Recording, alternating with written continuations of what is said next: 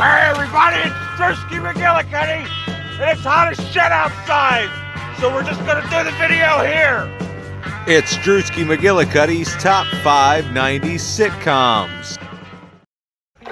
Hey everybody, it's Drewski McGillicuddy, and today we're gonna try something a little different, because it's 95 degrees outside, and I've been outside in it all day trimming bushes, so it's Friday, so I wanted to make a free-for-all Friday video. Shut the fuck up, asshole! Leave that Trying to make a hawk video alone. down here. Damn hawks flying around over there. He's teasing me. Anyway, so today for free-for-all Friday, I wanted to make a special video.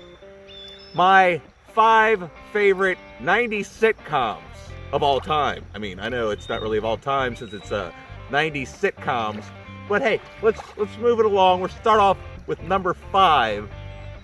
Now, number 5 is near and dear to my heart, just for the simple fact that every Wednesday night, me and my mom and stepdad would sit down, and my sister, and we'd all sit down, we'd watch Home Improvement with Tim the Toolman Taylor. Now, my favorite part of the show is always the Tool Time segments, and my favorite episodes always entailed the Tool Time segments with like the man kitchen or the man bathroom where, you know. But anyway, we all love Tool Time, right? I mean, everybody wants to, you know, say how Roseanne had the best Halloween episodes. That's not necessarily true. Home Improvement had some excellent Halloween episodes, which is another reason that made it on the list and Roseanne did. Also, all the movies on this list I can actually go back and watch. A lot of TV shows from the 90s. I can't go back and watch them. Like I used to love Family Matters, can't go back and watch it. But Home Improvement, I've gone back and I've watched a couple episodes. Now the early episodes maybe not so much, but you know. Anyway, that's enough about Home Improvement. See, this isn't going to be a long video because I'm in the river. I'm trying to have a good time. Okay, so number 4. What was number 4? Damn it, I knew it. Titus. Yeah, Titus. Does anybody remember Titus? It used to come on right after my number 1 pick, or right before my number 1 pick, back in the late 90s.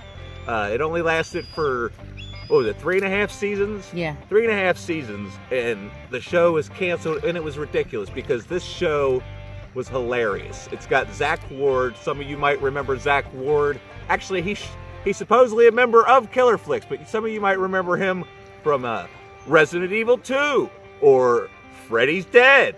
But anyway, so Titus is Christopher Titus's life. He's a stand-up comedian, and this is his life. It's got Stacy Keach, Zach Ward, Christopher Titus, and I can't remember who played his girlfriend, but holy shit, I used to be in love with her. But yeah, Titus had some of the funniest, you know, it was one of the funniest, you know, prime time shows.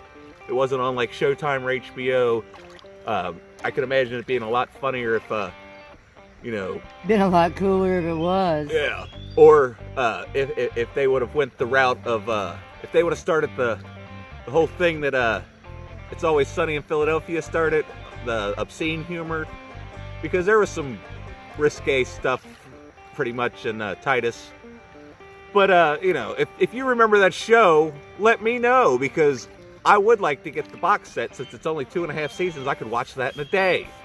But anyway, let's move along to number 3. And a lot of you might agree with number 3. You might think it should be higher, but that's Boy Meets World. Now, Sarah won't watch Boy Meets World because she's you know, a cranky old lady, and she just, I don't know. But I mean, Sean was always the coolest kid. He was the coolest kid since Zach Morris. And then there's this, you know, nerdy kid, Corey Matthews, and he gets to date Topanga. I mean, she's still one of the hottest, you know, chicks that ever walked the earth. She has no neck. She doesn't need a neck. She's got... Anyway, don't listen to her. She's back there monitoring the camera. I mean, who knows if I'm even going to post this? I'm just, you know, sitting in the river talking about 90s sitcoms. I mean, what the fuck's going on here? I mean, what's wrong with me? But, yeah. Boy Meets World, I ought to have her sit down sometime because there was one Halloween episode right before they graduated from John Adams High or whatever the hell it was, right when Corey and Topanga were, you know, in the middle of their breakup, and there was like a little throwback to Scream or the 90s slasher episode, and, you know, they had to figure out who the killer was. There's a bald eagle! It's a fucking bald eagle! I'm not fucking with you. Yeah, it is. Yeah, it's a shame. I'd have her pick the camera up, but by the time she gets the camera and looks over there, the bald eagle's gonna be gone. Anyway, this is my own little private oasis. We have two that nest along the Whitewater River. All right, be quiet. We're talking about Boy Meets World. I'm giving real life facts. And Eric, the brother on Boy Meets World, he was always like, you know, the comedic relief. I mean, the whole show was funny. If you didn't like Boy Meets World, you know, fuck you. But anyway, if you did like Boy Meets World, let me know in the comment section below. We'll sit here and talk about how hot Topanga was. So, yeah, I don't know what else to say about that.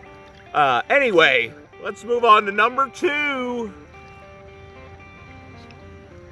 Oh, I'm sure everybody will agree with number 2. Some of you might consider this the best 90s show of all time, but it made number 2 for me.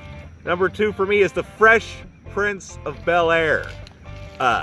This is another one. It almost lost its number 2 spot just for the simple fact that some of the earlier episodes, I didn't like the original Aunt Viv.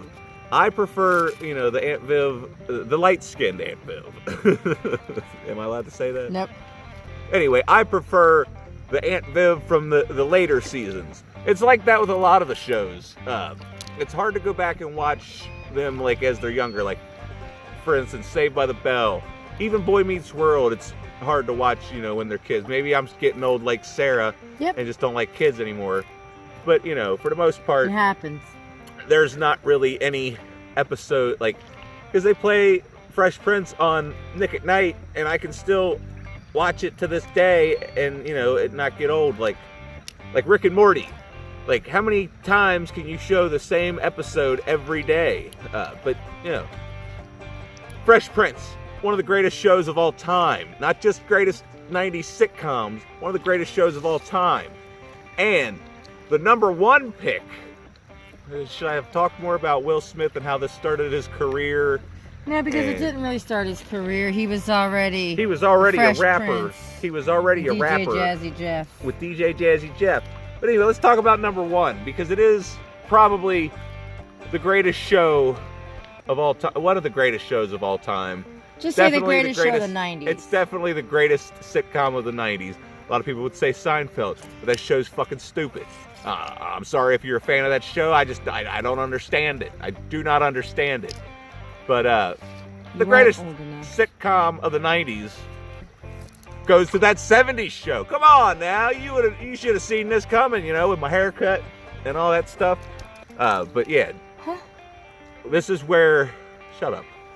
This is where we were introduced to, what's her name? Mila Kunis. Oh. One of the hottest women to ever walk the planet. And Donna wasn't so bad herself, you know. Laura Prepon.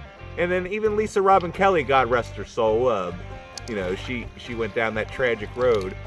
But yeah, I mean, every single episode of this show is pure gold. I could watch every single episode over and over and over and over and over again. Especially the Rocky Horror episode. Oh my God. That was amazing. But, I mean, these are some of the greatest characters ever put to screen. I always wish there was like a That 70s Show movie or something along that line, or they could have, I wish that 80s show wouldn't have sucked so bad, but then we wouldn't have had It's Always Sunny. Yeah. Well, it does, the show, I take that back. The show does start to decline there towards the end once Topher Grace leaves the show. And he's replaced with Randy, which is Seth Meyers' brother. Randy! I just think Randy was corny as hell, and he was trying too much to be like Kelso, and we already had Kelso.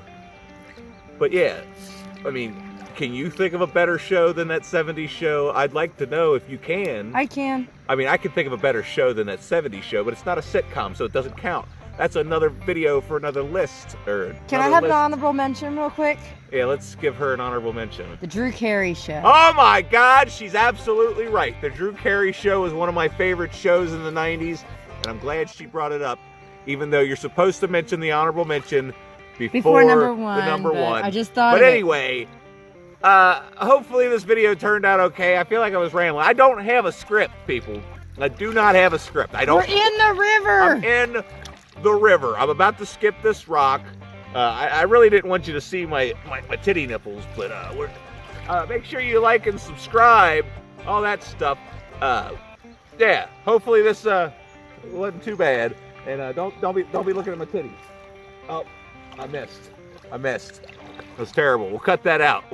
Anyway, thanks for watching, everybody. Make sure to like and subscribe, and if you want to see more videos of me frolicking around in the water, you just let me know, because I'm going down the river. What are you going to do about it? Help! Wait a minute. Bye. Wait. I can't reach the bottom. Yeah. I'm thinking